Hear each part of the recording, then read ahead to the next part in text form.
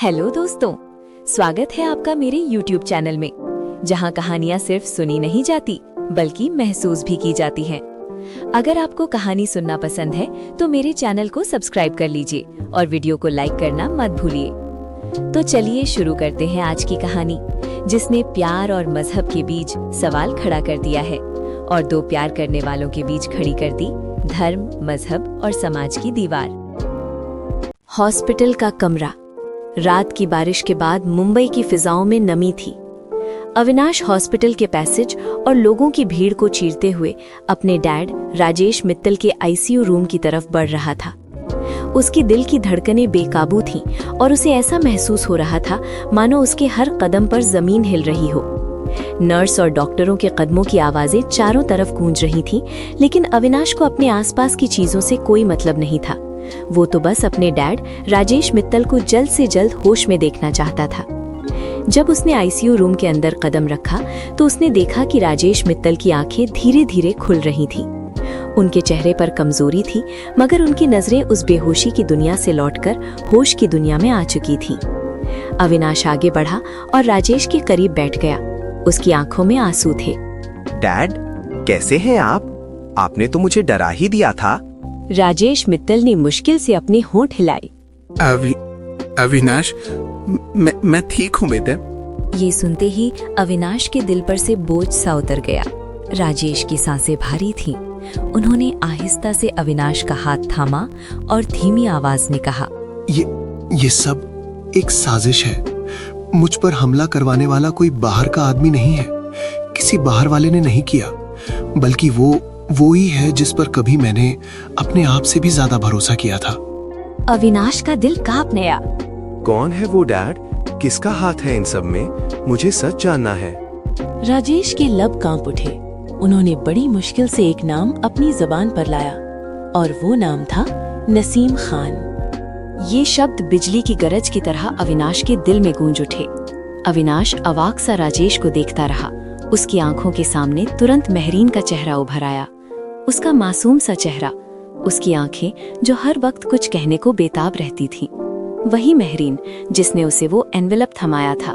वही महरीन जो उससे कह रही थी कि वक्त आने पर सब पता चल जाएगा। वो ये सोचने पर मजबूर हो गया था कि क्या ये एनवेलप इसी सच्चाई से जुड़ा था? क्या महरीन को पता था कि उसके अब्बू नसीम खान का इन सब में हाथ है? उसके दिल और दिमाग के बीच जंग शुरू हो चुकी थी। एक तरफ उसके डैड की जुबान से निकला हुआ नसीम खान का नाम, दूसरी तरफ महरीन की मासूम आंखें। वो इसी उधेड़ बुन में लगा हुआ था कि तभी रूम के बाहर हल्का शोर सुनाई दिया। उसने आईसीयू रूम के दरवाजे के कांच से बाहर झांका तो देखा एक नर्स के साथ महरीन खड़ी थी। उसकी आंखों में फिक्र और बेचैनी थी। जैसे ही उसने अविनाश को देखा, वो तुरंत कमरे में आ गई। अविनाश, डैड कैसे हैं? अविनाश ने उसकी तरफ देखा, मगर उसकी आंखों में मोहब्बत के बजाय अब शक की परछाइयां थीं। वो होश में आ गए हैं और इस हादसे के पीछे जिस शख्स का हाथ है उसका नाम बताया है उन्होंने। महरीन चौबी। किसका नाम? अविनाश ने सख्त लहजे में कहा। महरीन, तुम्हें वो नाम सुनकर अच्छा नहीं लगेगा। उन्होंने तुम्हारे अब्बू नसीम खान का नाम लिया है। तुम्हारे अब्बू जिम्मेदार हैं इन सब के लिए। ये सुनते ही महरीन के चेहरे का रंग उड़ गया। उसने अपने कदम पीछे खींचे। उसकी आंखों में आंसू तैरने लगे। उसकी आवाज कांप गई। ये नामुमकिन है। तुम्हारे डैड को जरूर कुछ गलत फहमी हुई है। मेरे अब्बू ऐसा नहीं कर सकते। मैं उन्हें जानती हूँ अविनाश, ये झूठ है। तभी अविनाश ने कड़वे स्वर में कहा, पापा ने अपनी जुबान से ये कहा है, और वो भी तब जब वो जिंदगी और मौत की लड़ाई लड़ रहे थे। और ऐसी हालत में कोई भी इंसान झूठ नहीं बोलता। महरीन ने उसकी बात बीच में ही काटते हुए कहा, मैं जानती हूँ मेरे अब्बू स्ट्रिक्ट हैं। मैं जानती हूँ वो जिद्दी हैं, लेकिन वो एक खूनी कभी नहीं हो सकते। कोई और है जो ऐसे हालात पैदा कर रहा है कि शक उन पर जाए। अविनाश का दिल पिघलने लगा। एक पल को उसे लगा कि उसे महरीन की बात पर विश्वास कर लेना चाहिए, लेकिन दिमाग कह रहा था कि शायद ये महरीन की मोहब्बत है जिसकी गर्मी से दिल पिघल रहा है। महरीन की आंखों में आंसू थे। उसने अपनी आंखों से आंसू पोंछे और धीमी आवाज में कहा, अविनाश, तुम्हें याद है मैंने तुम्हें एक एनवेलप दिया था? उसमें वो हकीकत है जो तुम्हें सब कुछ साफ दिखा देगी। मगर वादा करो कि तुम उसे अभी नहीं खोलोगे। वक्त आने पर ही ये राज तुम्हारे सामने खुलेगा। अविनाश का हाथ उस जेब की ओर चला गया जिसमें वो एनवेलप रखा हुआ था। वो एनवेलप अब उसके लिए एक रहस्य बन चुका था, जो या तो रिश्ते जोड़ देगा या हमेशा के लिए सब कुछ तोड़ देगा। अगले दिन एक खबर जंगल की आग की तरह पूरे मुंबई शहर में फैल गई। राजेश मित्तल को आया होश, नसीम खान पर लगाया कातिलाना हमले का इल्जाम। मीडिया के रिपोर्टर्स हॉस्पिटल के बाहर अपने कैमरों के साथ खड़े थे। अदालत में नया मुकदमा दायर हो चुका था। एक तरफ था मित्तल फैमिली का गुस्सा और दूसरी तरफ थी नसीम खान की राजनीतिक ताकत। शहर का माहौल गरमाया हुआ था। दोनों परिवार एक दूसरे के खिलाफ खड़े दिखाई देने लगे थे। उसी शाम अविनाश मित्तल मेंशन के छत पर खड़ा था।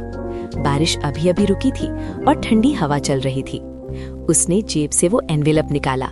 दिल कर रहा था कि अभी उस एनवेलप को खोलकर उस राज का पता लगा ले, लेकिन महरीन के कहे गए वो शब्द उसे याद आ गए। वक्त आने पर सब पता चल जाएगा। तभी उसके फोन पर रिंगटोन की आवाज आई। उसने देखा स्क्रीन पर महरीन का नाम फ्लैश हो रहा था। वो कुछ सोचता है, फिर फोन उठा लेता है। दूसरी तरफ से महरीन की आवाज आई। ऐसा लग रहा था वो रो रही हैं। अविनाश, अगर तुम्हें मुझ पर विश्वास है तो कम से कम इस राज पर विश्वास कर लो, जो तुम्हें सच दिखाएगा, जो तुम्हें ये दिखाएगा कि दुश्मन कौन है। और हमेशा ये याद रखना, मैं चाहे तुम्हारे खिलाफ खड़ी दिखाई दूं, लेकिन मैं तुम्हारे साथ हूँ।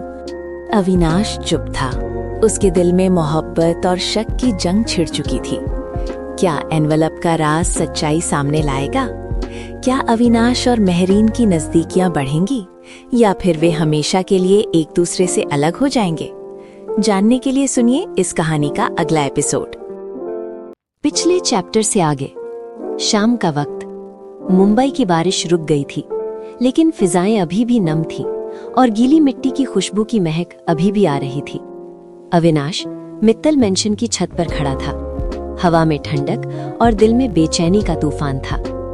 उसने जेब से वो लिफाफा निकाला जो अब उसके लिए तलवार की तरह बन चुका था। दिल चाहता था फौरन फाड़कर राज जान ले, लेकिन महरीन के वो शब्द उसे याद आए। वक्त आने पर सब समझ में आ जाएगा। तभी उसका फोन बजा। दूसरी तरफ महरीन की आवाज थी। शायद वो रो रही थी। अविनाश, अगर तुम्हें मुझ पर विश्वास नहीं है तो कम से कम इस राज पर कर लो। ये तुम्हें असली दुश्मन दिखाएगा। और याद रखो, मैं चाहे तुम्हारे खिलाफ खड़ी हुई दिखाई दूं, लेकिन हकीकत में मैं तुम्हारे साथ हूँ। अगली शाम अविनाश और महरीन एक गार्डन में बैठे थे। पेड़ों से टपकती बारिश की बूंदें शाम के उस माहौल को और भी खुशनुमा बना रही थीं। अविनाश के हाथ में वही एनवेलप था और दिल में एक ही सवाल था, ये सब महरीन को कैसे मिला? अविनाश ने धीरे से कहा, महरीन, ये सब तुम्हें कहाँ से मिला? क्या ये सारे सबूत तुमने जुटाए हैं? महरीन कुछ पल चुप रही, फिर धीरे से बोली, हाँ अविनाश, मैं चाहती थी कि तुम खुद सच देखो। ये सबूत मुझे अब्बू के एक पुराने लैपटॉप के सीक्रेट फोल्डर से मिले और मैंने अपने दोस्त आरफ मल्होत्रा से मदद ली और अब्बू के अकाउंट्स मैनेजर मिस्टर रमेश ने विक्रम के जाली अकाउंट्स के सबूत दिए। मैंने सब कुछ एक एक करके जमा किया ताकि सबको पता चले कि मेरे अब्बू बेगुनाह हैं। अविनाश चुपचाप सब कुछ सुन रहा था। फिर उसने कहा, मैंने तुम पर शक किया और तुम मेरे लिए इंसाफ ढूंढती रही। तुम सिर्फ मोहब्बत करने वाली नहीं, तुम बहादुर भी हो महरीन। महरीन की आंखों में आंसू छलक आए। मोहब्बत अगर सच्ची हो तो हिम्मत अपने आप आ जाती है अविनाश।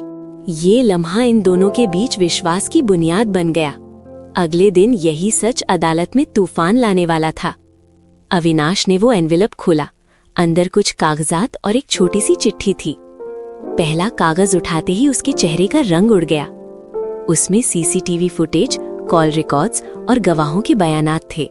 वो इस बात का सबूत थे कि जब राजेश मित्तल पर हमला हुआ था, उस वक्त नसीम खान एक पॉलिटिकल रैली में था। यानी उन पर लगा इल्जाम झूठा था, क्योंकि अब तक ये साबित नहीं हुआ था कि नसीम खान ने ही ये करवाया था। अविनाश ने अविश्वास भरी नजरों से महरीन की तरफ देखा। महरीन की आंखों में आंसू तैर रहे थे। देखा, मैंने कहा था ना कि मेरे अब्बू खूनी नहीं है। लेकिन असल धमाका भी बाकी था। दूसरे कागज पर एक और नाम दर्ज था, विक्रम मित्तल, राजेश का छोटा भाई और अविनाश का चाचा, जो हमेशा जायदाद और बिजनेस पर नजर गड़ाए बैठा था। सबूतों के मुताबिक उसी ने एक कॉन्ट्रैक्ट किलर हायर किया था। मकसद सिर्फ इतना ही था, राजेश को रास्ते से हटाकर मित्तल फैमिली की सारी ताकत अपने हाथ में लेना। ये देखकर अविनाश के पैरों तले जमीन खिसक गई। वो बड़बड़ाया, चाचा? मगर सबूत इतने पक्के थे कि इनकार की गुंजाइश बिल्कुल भी नहीं थी। अविनाश ने तीसरा कागज उठाया। ये एक चिट्ठी थी, महरीन के हाथ की लिखी हुई। अविनाश, मुझे पता है कि तुम मुझ पर शक करते हो, लेकिन मैं चाहती थी कि तुम अपनी आंखों से सच देखो। ये सबूत मेरे अब्बू की बेगुनाही है। एक और सच है, और वो है मेरी मोहब्बत। मैं तुमसे मोहब्बत करती हूँ। I love you Avinash. चाहे दुनिया हमें जुदा करने की कितनी भी कोशिश करे, चाहे हमारे दरमियान मजहब की दीवार ही क्यों ना खड़ी हो जाए, मुझे तुमसे कोई अलग नहीं कर सकता। मोहब्बत सिर्फ लफ्ज नहीं, मेरी सांस है। अगर तुम मेरी आंखों में देखो तो वहाँ सिर्फ मेरी सच्ची मोहब्बत ही दिखाई देगी।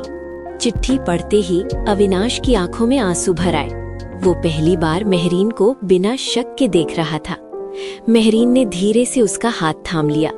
बारिश के कतरे दोनों के चेहरों पर गिर रहे थे और वो एक पल के लिए सब कुछ भूल गए। दुनिया, दुश्मनी, मजहब, वहां थी तो सिर्फ मोहब्बत। अविनाश ने महरीन को कसकर गले से लगा लिया। महरीन की सिसकियों ने उस माहौल को गमगीन और भावुक बना दिया था। वक्त जैसे रुक गया था। तभी आसमान में बिजली कड़की और बारिश की हल्की बौछार ने इन दो प्रेमियों को भिगो दिया, जैसे आसमान भी इनकी मोहब्बत का गवाह हो। अगली सुबह, मित्तल मेंशन। राजेश मित्तल को हॉस्पिटल से डिस्चार्ज मिल चुका था। राजेश अपने कमरे में आराम कर रहे थे। तभी अविनाश उनके कमरे में दाखिल हुआ और उसने राजेश को वो सारे सबूत दिखाए। राजेश मित्तल अभी भी कमजोर थे, लेकिन उनकी आंखों में आंसू और गुस्सा दोनों थे। वे विक्रम की ओर देखकर धीमे से चीख पड़े, विक्रम, मैंने तुम्हें हमेशा अपना वारिस माना। और तुमने अपने ही भाई को खत्म करने की कोशिश की। विक्रम के चेहरे का रंग उड़ गया। वो हड़बड़ाते हुए बोला, भाई, ये सब महरीन और उसके अब्बू की साजिश है। आप मुझ पर विश्वास कीजिए, मैंने ऐसा कुछ नहीं किया है। लेकिन सबूत इतने मजबूत थे कि उसकी हर चाल बेकार साबित हो गई। ये देखकर सब लोग चौंक गए। अगले दिन टीवी पर हर चैनल पर एक ही ब्रेकिंग न्यूज चल रही थी। विक्रम मित्तल पर भाई के कत्ल की कोशिश का आरोप। पूरे शहर में अफवाहों का बाजार गर्म हो गया। देखते ही देखते पूरे बिजनेस वर्ल्ड में ये खबर फैल गई। पुलिस ने मामला दर्ज करके अदालत को सौंप दिया। अदालत परिसर में लोगों की भीड़ उमड़ पड़ी। मीडिया के चैनल के रिपोर्टर्स कैमरों के साथ मौजूद थे। सबकी नजर केस के फैसले पर थी। वहीं कोर्ट रूम में केस की कार्यवाही शुरू हो चुकी थी। दोनों पक्षों के वकीलों की दलीलें जोर पकड़ चुकी थी। विक्रम के वकील ने कहा, ये सब झूठ है। नसीम खान और उसकी बेटी ने अपने फायदे के लिए ये सब किया है। तभी महरीन अदालत के बीच खड़ी हुई। उसकी आवाज सख्त थी। मैं गवाह हूँ। ये सब सबूत मैंने अपने हाथों से जमा किए हैं। नसीम खान बेगुनाह है। असली मुजरिम विक्रम मित्तल है, जिसने ताकत और जायदाद पाने के लिए अपने ही भाई पर कातिलाना हमला करवाया। अदालत में सन्नाटा छा गया।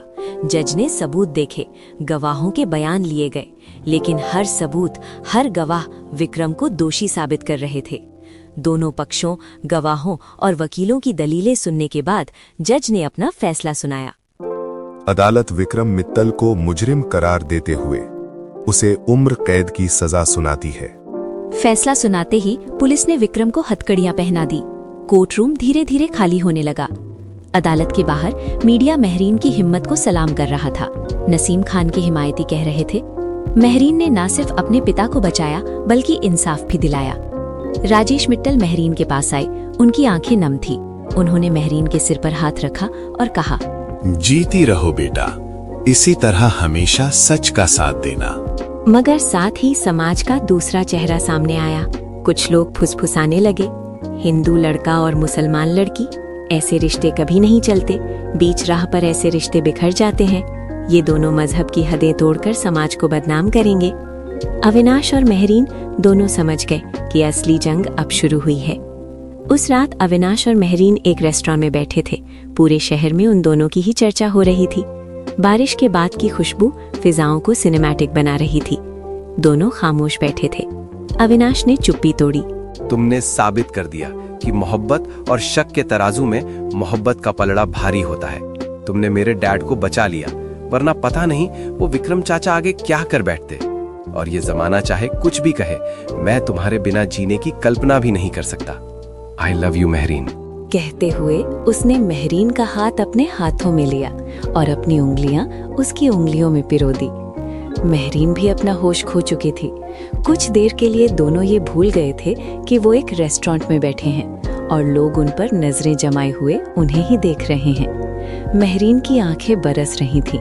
वो भावुक होते हुए कहती हैं, तुमको मैंने रब से दुआओं में पाया है। तुम मेरी दुआओं का जवाब हो अविनाश।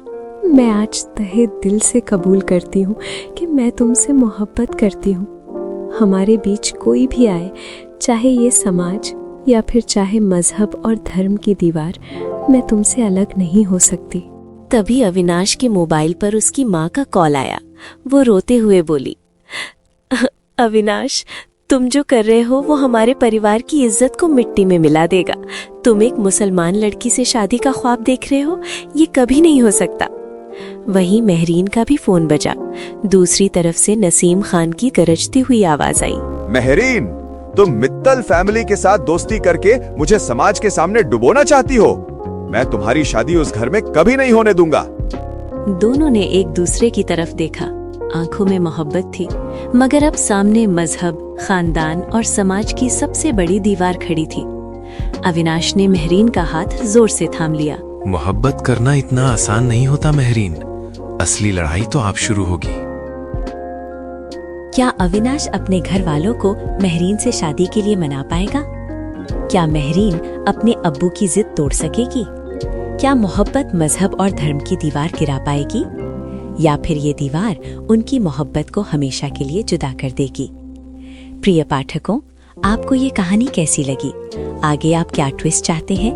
महरीन और अविनाश की नजदीकियां बढ़नी चाहिए या उनका रिश्ता खत्म होना चाहिए? अपनी राय कमेंट बॉक्स में अवश्य दें। कहानी का आनंद उठाएं और यदि कहानी अच्छी लगे तो अपने मित्रों को जरूर शेयर करें। धन्यवाद। महरीन का घर। सुबह का वक्त। सुबह की हल्की रोशनी पर्दों से छनती हुई कमरे में बिखर रही थी। महरीन ड्रेसिंग टेबल के सामने खड़ी थी, अपने बाल संभालते हुए ख्यालों में खोई हुई। आज उसे कोर्ट जाना था, लेकिन दिल किसी और सोच में उलझा हुआ था। दरवाजे के बाहर से अम्मी की आवाज आई, महरीन बेटा, नाश्ता तैयार है, जल्दी आ जाओ, ठंडा हो जाएगा। महरीन ने अपना दुपट्टा ठीक किया और कहा, हाँ अम्मी, बस आई। नीचे डाइनिंग टेबल पर नसीम खान अखबार पढ़ रहे थे। चेहरे पर संजीदगी थी और आंखों में सोच। महरीन ने सलाम किया। जवाब में नसीम खान ने हल्की सी नजर उठाई और बस सिर हिला दिया। अम्मी ने कहा, बेटा बैठ जाओ, पराठा बनाया है, खा लो। महरीन पराठा खाने लगी और नसीम खान भी चुपचाप खा रहे थे।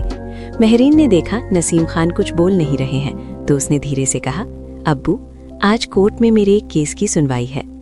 नसीम खान ने बिना उसकी ओर देखे कहा, कोर्ट में तो रोज जाती हो, ये तो चलता रहेगा। कोर्ट केस, हारना जीतना कोई फर्क नहीं पड़ता। अपना काम ईमानदारी से करती रहो। उनकी आवाज में एक अजीब सी शांति थी, लेकिन दिल में तूफान उमड़ रहा था। महरीन ने कोई जवाब नहीं दिया, लेकिन उसने महसूस किया कि अब्बू आज कुछ उखड़े से लग रहे हैं। उसने कुछ नहीं कहा और कोर्ट के लिए निकल गई। Court room. कोर्ट के बाहर बहुत भीड़ थी। ब्लैक कोट्स, फाइल्स और आवाजों का शोर था। महरीन ने कोर्ट रूम कदम रखा। उसके किसी क्लाइंट के केस का आज फैसला आने वाला था। जज साहब अपने चैम्बर से निकलकर आए और अपनी कुर्सी पर बैठ गए। कोर्ट की कार्रवाई शुरू हुई। जज साहब के सामने वकीलों की दलीलें, आर्ग्यूमेंट्स और गवाहों के बयान पेश किए गए। सारा मामला सुनने के बाद जज साहब ने महरीन के क्लाइंट के हक में फैसला सुना दिया। हियरिंग पूरी हुई। महरीन ने फाइल बंद की और बाहर निकल गई। कोर्ट के गेट के पास अविनाश खड़ा था। उसके चेहरे पर मुस्कुराहट थी। अविनाश ने मुस्कुराते हुए कहा, तुम्हें देखकर ऐसा लगता है जैसे तुम पहले से जानती थी कि तुम ही ये केस जीतने वाली हो। महरीन मुस्कुराते हुए बोली, तुम हमेशा यही कहते हो। और तुम हमेशा हर केस में जीत हासिल कर ही लेती हो। चलो एक कप कॉफी हो जाए। थोड़ा सोचने के बाद महरीन ने कहा, सिर्फ आधा घंटा। अविनाश ने उसकी आंखों में देखकर कहा, मुझे तो जिंदगी भर का वक्त चाहिए मैडम। उसके जज्बात महरीन के दिल को छू गए। Coffee house. अविनाश और महरीन एक कॉफी हाउस में बैठे थे। बाहर हल्की बारिश हो रही थी और अंदर महका हुआ कॉफी हाउस। अंदर हल्का म्यूजिक बज रहा था जो माहौल को और भी रोमांटिक बना रहा था। महरीन खामोश बैठी खिड़की से बाहर देख रही थी। उसकी कॉफी ठंडी हो चुकी थी। तभी अविनाश ने उसका हाथ पकड़ा और बोला, क्या हुआ महरीन, तुम इतनी उदास क्यों हो? महरीन ने हल्की सी सांस ली और कहा, आज सुबह अब्बू कुछ अलग लग रहे थे। मुझे लगता है उन्हें हमारे बारे में पता चल गया है। अविनाश ने उसका हाथ और कस के पकड़ा। मैंने कहा ना, मैं उनसे मिलूंगा और सब कुछ सही कर दूंगा। महरीन की आंखों में आंसू थे। तुम नहीं जानते, वो बहुत सख्त हैं। अगर उन्हें पता चला कि मैं... अविनाश ने उसकी बात काटते हुए आगे कहा, कि तुम मुझसे मोहब्बत करके हो। महरीन चुप रही। उसकी आंखें बरस पड़ी। अविनाश ने धीरे से कहा, मैं कल उनसे मिलने जाऊंगा। हमारा प्यार सच्चा है, तो फिर डर कैसा? बाहर बारिश और तेज हो गई थी। बादल गरजने लगे थे। महरीन ने खिड़की से बाहर देखा और दिल ही दिल में दुआ की, ऐ खुदा सब ठीक कर देना। वहीं दूसरी तरफ ड्राइंग रूम में राजेश मित्तल और सुनीता मित्तल बैठे थे। राजेश के चेहरे पर सख्ती थी और सुनीता के चेहरे पर फिक्र। जैसे ही अविनाश घर पहुंचा, राजेश ने उसे आवाज दी, अविनाश, यहाँ आओ, बैठो। मुझे तुमसे कुछ बात करनी है। जी डैड, कहते हुए अविनाश उनके सामने कुर्सी पर बैठ गया। यह महरीन का क्या चक्कर है? राजेश की आवाज नरम थी लेकिन चेहरे पर गुस्सा था। अविनाश ने सीधा जवाब दिया, फिलहाल तो वो मेरी दोस्त है। मैं उससे प्यार करता हूँ और बहुत जल्द हम लोग शादी करने वाले हैं। सुनीता ने हल्की सी आह भरी। अविनाश, वो मुस्लिम लड़की है। तुम्हें पता है कि लोग क्या कहेंगे, परिवार के लोग क्या कहेंगे, ये समाज के लोगों को हम क्या जवाब देंगे? अविनाश ने बहुत धीमे स्वर में कहा, मॉम, मोहब्बत नाम, मजहब या धर्म नहीं देखती, वो दिल देखती है। मोहब्बत दिल से की जाती है। राजेश ने तेज आवाज में कहा, बस बहुत हुआ, अब मैं कुछ नहीं सुनना चाहता हूँ। ये रिश्ता हमें मंजूर नहीं है। अविनाश ने मजबूत आवाज में कहा, मैं कल उसके अब्बू से मिलने जा रहा हूँ। उन्हें बता दूंगा कि मैं महरीन से शादी करना चाहता हूँ। राजेश कांपने लगे और अपनी कुर्सी से खड़े हो गए। तो तुम मुझे सबके सामने जलील करवाना चाहते हो? अविनाश की आंखें भलाएं। डैड, कभी कभी इज्जत से ज्यादा मोहब्बत जरूरी होती है। उधर दूसरी तरफ महरीन का घर। डाइनिंग टेबल पर डिनर के लिए नसीम खान, महरीन और उसकी अम्मी बैठे थे। सब लोग खामोश थे और खाना खा रहे थे। माहौल में तनाव था। तभी नसीम खान ने आंखें उठाई और बोला, महरीन, एक सवाल करना है तुमसे। जी अब्बू। ये अविनाश, तुम्हारा उससे क्या रिश्ता है?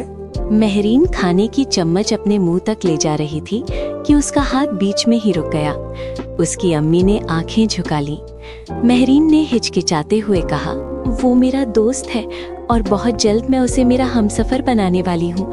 मैं अविनाश से मोहब्बत करती हूँ। नसीम खान का चेहरा गुस्से से लाल हो गया।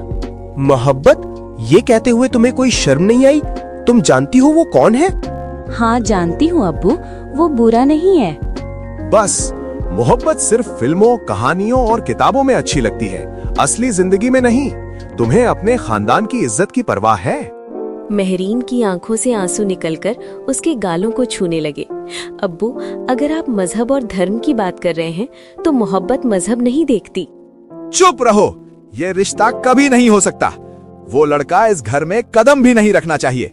नसीम खान गुस्से से लाल हुए जा रहे थे। उनका पूरा शरीर कांपने लगा। वो गिरने ही वाले थे कि महरीन की अम्मी ने उन्हें संभाल लिया और कुर्सी पर बिठाया। महरीन सिसक पड़ी, लेकिन अब्बू, मैं उसके बिना जी नहीं सकती। नसीम खान गरजने लगे, नहीं जी सकती तो कहीं जाकर मैं हूँ। अम्मी ने घबराकर कहा, नसीम, ये क्या कह रहे हो?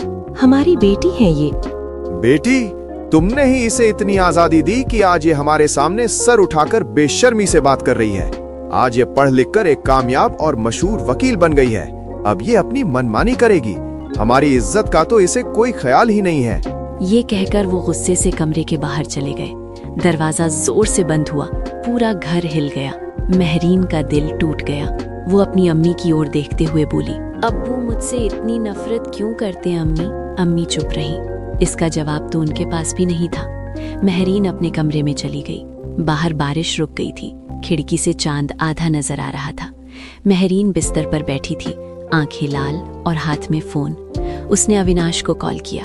अविनाश, अब्बू को सब पता चल गया है, वो बहुत गुस्से में है। अविनाश ने गहरी सांस ली। मैं कल उनसे मिलूंगा महरीन, मैं सब ठीक कर दूंगा। उन्होंने कहा कि मैं उनके लिए मर चुकी हूँ। मोहब्बत कभी नहीं मरती महरीन, बस वक्त उसे दर्द में बदल देता है।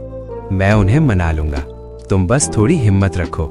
मुझे डर लग रहा है अविनाश, कहीं ये मोहब्बत मेरी सजा ना बन जाए। नहीं महरीन, मोहब्बत कभी सजा नहीं होती, ये दुआ होती है। मैं कल उनके पास जाऊंगा, ये मेरा वादा है। फोन पर बात होने के बाद महरीन मोबाइल को अपने सीने से लगाए लेटी रही और आंसू थे कि रुकने का नाम ही नहीं ले रहे थे। रात गुजर गई, लेकिन महरीन के दिल का तूफान नहीं थमा था। अविनाश ने भी आंखें बंद कर एक फैसला लिया था। कल सुबह वो नसीम खान के घर जाएगा। मोहब्बत अब सिर्फ जज्बा नहीं रही थी, ये एक जंग बन गई थी, दिल और समाज के दरमियान की जंग। अविनाश ने नसीम खान से मिलने का मन तो बना लिया था, लेकिन उसे क्या पता कि उसका एक फैसला उन दोनों की जिंदगी बदल कर रख देगा। कहानी के मजेदार ट्विस्ट के लिए सुनिए इस कहानी का अगला एपिसोड।